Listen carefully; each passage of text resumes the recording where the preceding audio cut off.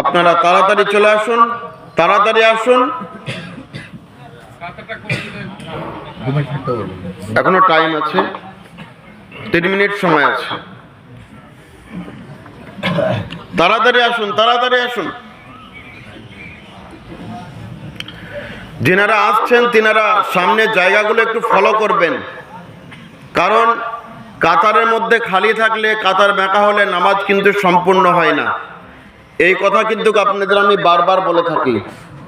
সুতরাং কাতার ফলো রাখতে হবে এবং সামনে অযথা জায়গা খালি রাখা যাবে না। আপনারা কাতার সোজা করুন, দাঁড়িয়ে যান।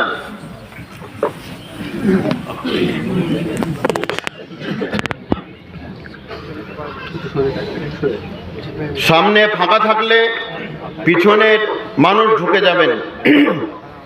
এখানে চলে আসুন, সামনে চলে আসুন।